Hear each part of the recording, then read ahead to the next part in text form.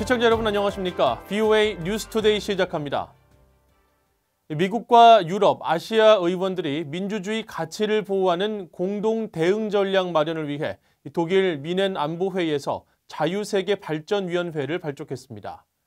북한을 포함해 러시아와 중국, 이란의 위협에 공동으로 대응하기 위한 취지입니다. 첫 소식 이주은 기자가 보도합니다. 범세계적인 안보 현안을 논의하는 유럽 최대 국제회의 독일 미넨 안보회의에서 외교 안보 정책을 관장하는 각국 의원 15명으로 구성된 초당적 모임 자유세계 발전위원회가 출범하고 첫 청문회를 열었습니다. 미국, 호주, 영국, 캐나다, 프랑스, 독일, 이탈리아, 일본 등 서방 8개국 출신의 의원들로 구성된 이 위원회는 앞으로 러시아의 선거 개입과 정보 유출 논란에 대북 제재 위반 혐의 등으로 미국에서 기소된 5G 이동통신망 업체 중국 화이의 문제를 논의할 예정입니다. 또 이란의 영향력과 대북 제재와 같은 위원회 참여 국가들의 공동 우려에 관한 입법 조치 마련을 위한 공조를 강조했습니다. 미국에서는 하원 외교위원회 엘리엇 엥겔 위원장과 빌 키팅 의원, 톰 말리노스키 의원 등 민주당 의원 3명과 하원 군사위 소속의 마이크 갤러거 공화당 의원 등 4명이 참여했습니다. 최근 발효된 새 대북제재법 원비어법을 주도한 민주당의 크리스 펜놀런 상원 의원은 적국에 대한 미국 의회의 역할을 강조하면서 북한과 거래하는 기업의 세컨더리 보이콧, 즉 제3자 제재를 가하는 원비어법 제정을 대표 사례로 꼽았습니다. 이어 미국의 해외 지도력과 신뢰도가 약화됐다면서 적국의 책임을 묻는 동시에 동맹을 강화하는 미국 의회의 역할이 중요한 시점이라고 지적했습니다. 말리노스키 의원은 전 세계에서 민주주의와 독재주의 사이에 투쟁이 있다는 점을 매우 잘 알고 있기 때문에 우리는 이 자리에 모인 것이라고 밝혔습니다. 1963년 미넨 안보회의 창설 이래 처음으로 참석할 것으로 알려졌던 북한은 회의 개최를 며칠 앞두고 불참을 통보했습니다. 서방 국가 의원들로 구성된 자유세계발전위원회는 중국의 위협 해결을 위한 공동 전략을 주제로 올해 2번째 청문회를 워싱턴에서 개최하기로 했습니다. VOA 뉴스 이준입니다. 미국 민주당 상원 의원들이 오는 11월 미국 대통령 선거를 앞두고 북한 등 적대국들의 악성 행위에 대응하는 총괄 기관 신설에 속도를 낼 것을 정보 당국에 촉구했습니다. 미국 민주당의 에이미 클로부처 상원 의원과 잭 리드 상원 의원은 북한 등 적대국들의 악성 행위를 통합 관리하는 해외 악성 영향 대응센터 설립을 가속화하려는 내용의 서한을 지난 14일 16개 정보기관을 관장하는 국가정보국실에 조셉 맥과이어 국장 대행에게 보내고 대응센터 신설에 관한 진전 상황을 담은 보고서를 제출할 것도 요청했습니다. 이들 의원들은 그러면서 이 같은 조치는 오는 11월 선거에 앞서 미국에 영향을 미치려는 외국의 작전에 효과적으로 대응하기 위해 필요한 자원이 확보됐는지 확인하려는 것이라고 밝혔습니다. 신종 코로나 바이러스 사태에 따른 여파가 북한에 계속 이어지고 있습니다. 중국의 에어차이나 항공은 평양 왕복 노선에 대한 운항 중단 조치를 연장했고 국제보건기구들은 방역 교육을 실시하는 등 분주한 모습입니다. 함지아 기자가 보도합니다. 다른 나라 항공사 가운데 유일하게 평양 왕복 노선을 운영하는 중국의 에어차이나가 잠정 중단했던 평양 노선 운항을 다음 달 29일까지 연장했습니다. 에어차이나는 지난달 24일 평양 노선 운항을 취소하면서 재개 시점을 이달 초로 안내했었지만 현재 시점에서 평양행 항공권은 다음 달 30일 것밖에는 구입할 수 없는 것으로 파악됐습니다. 북한 당국의 국경 봉쇄 조치가 길어지면서 운항 중단 조치를 3월 말까지 다시 연장한 것으로 보입니다. 홈페이지에는 3월 말 이후 월수금 주 3회의 스케줄로 평양을 왕복한다는 내용과 함께 편도 기준으로 미화 393달러인 항공 요금도 안내됐습니다.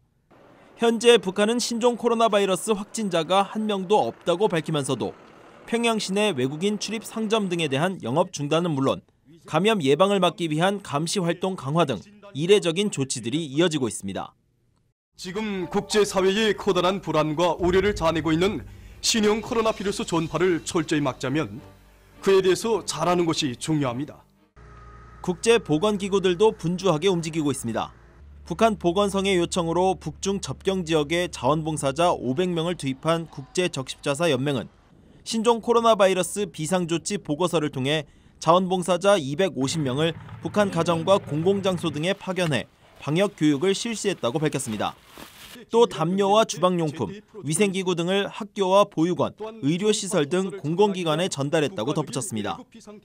미국 재무부는 북한 주민들의 신종 코로나 바이러스 취약성을 우려하는 국무부의 성명 발표 이후 대북 지원 의사를 밝혔습니다. 재무부 대변인실 관계자는 BOA에 신종 코로나 바이러스와 관련한 대북 인도주의 지원단체들의 요청 사항 등에 대해 협력하면서 대북 지원 노력에 전념하고 있다고 밝혔습니다. BOA 뉴스 함지아입니다. 유럽연합 EU가 북한 인권 상황에 대해 심각한 우려를 표하고 인권 범죄를 저지른 북한인들을 처벌할 수 있는 UN 조사위원회와 국제기구를 적극 지원하겠다는 뜻을 밝혔습니다.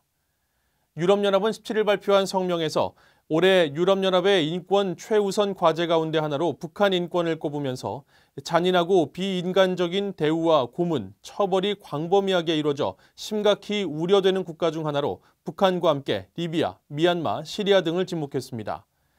유럽연합은 또 최근 북한과 미얀마, 시리아 등의 사례에서처럼 중대한 인권 범죄를 저지른 자들을 처벌할 수 있는 기반 마련을 위해 유엔이 위임한 조사위원회와 국제기구에 대한 지원을 지속적으로 펼쳐나갈 것이라고 밝혔습니다. 유럽연합은 지난해에도 북한 인권 문제를 최우선 과제 가운데 하나로 채택한 바 있으며 2005년부터 유엔에서 일본과 공동으로 북한 인권 결의안을 제출해 북한 인권 문제를 국제사회에 알리고 있습니다. 다음 달에 열리는 3월 유엔 인권이사회 회의에 앞서 45개 비정부 기구와 국제 인사들이 아베 신조 일본 총리에게 북한 인권 결의안을 추진하라고 촉구했습니다. 이들 기구와 인사들은 17일 공개된 아베 총리에게 보낸 서한을 통해 지난해 북한 인권 결의안을 주도하지 않은 일본 정부 결정에 대해 우려한다면서 이 같은 북한 인권 결의안 추진을 촉구했습니다. 이들은 또 일본의 완화된 대북 압박은 북한의 인권 상황을 개선시키거나 일본인 납북자 문제를 해결할 수 없다면서 일본 정부는 북한 인권 문제를 대북 협상의 우선순위로 다뤄야 한다고 밝혔습니다. 아베 신조 일본 총리가 지난해 북일 정상 간 새로운 선언을 검토할 수 있다는 뜻을 북한에 전했던 것으로 알려졌습니다. 아베 총리는 지난해 5월 북한 김정은 위원장과 전제 조건 없는 정상회담 의중을 표명하면서 지난 2002년에 있었던 북일 평양 선언을 토대로 새 북일 정상 선언을 만드는 방안을 북한 측에 타진했었다고 일본 교도통신이 17일 보도했습니다. 아베 총리는 특히 2002년 북일 평양 선언 체결 때와 달리 양측의 지도자가 바뀌었다는 점을 거론하며 새 시대에 어울리도록 북일 평양 선언의 서명자를 변경할 필요가 있다는 뜻을 북한 측에 전한 것으로 알려졌습니다. 그러나 북한은 일본 측의 이런 제안에 별다른 반응을 보이지 않았으며 김 위원장은 미국과 한국, 중국 등 한반도 문제 관련국들과 정상회담을 했지만 아베 총리와는 아직 만나지 않고 있습니다.